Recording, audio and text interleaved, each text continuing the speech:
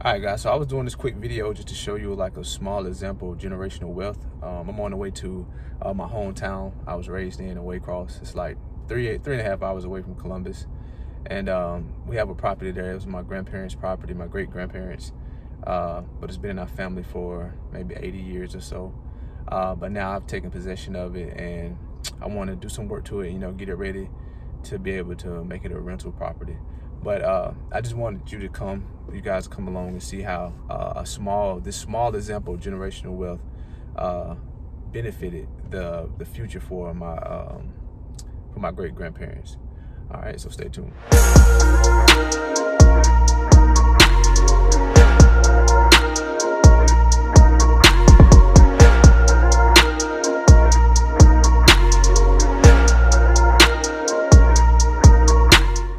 Turn up.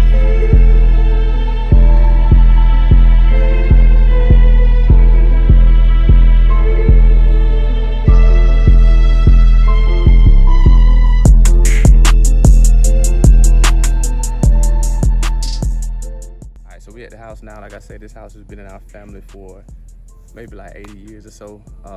My great grandparents bought it. They saw fit to have ownership instead of just leasing it or renting, but they bought it and kept it in the family. So now it's been a place that a lot of family members have come to stay if they needed to. It's a gathering place for us.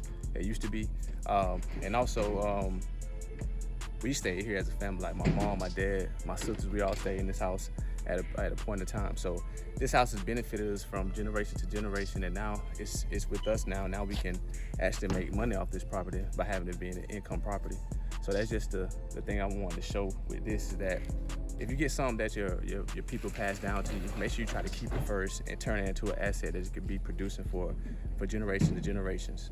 We're gonna go ahead and show you a little bit what we're gonna be doing. In your water area, I want you to, it's always good to have a tile, so pulling this off, and we're gonna refurbish the tub, and then I want to create a wall here and tile it to the ceiling.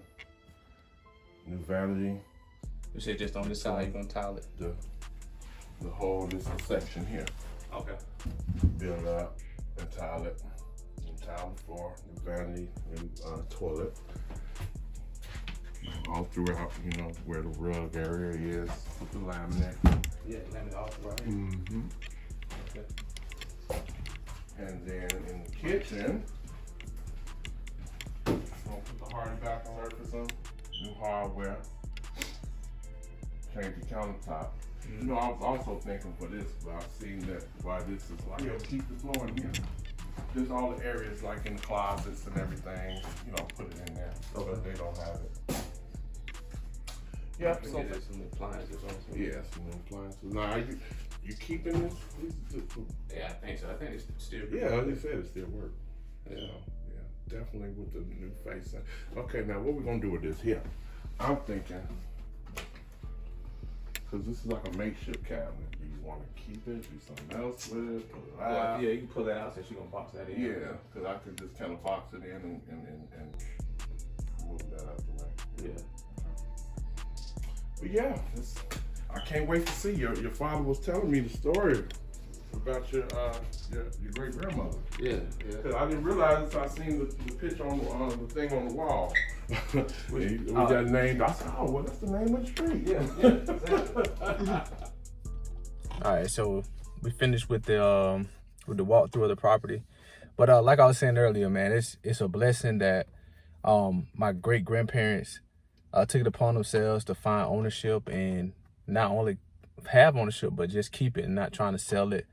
And that house has benefited us a lot. So that's something. It's just a small example of generational wealth.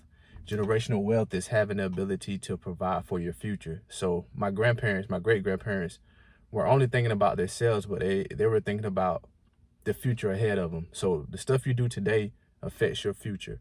So that's just the key to generational wealth. Let's try to keep these properties that we have, that we get passed down to us.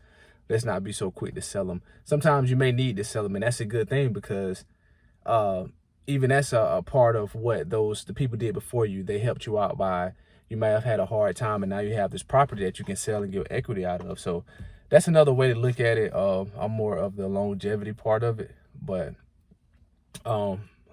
we should be really focusing on generational wealth and trying to close that gap that's between our people, the wealth gap. So anything you have, just try to fix it up, keep it, rent it out, have it for if somebody gets locked up.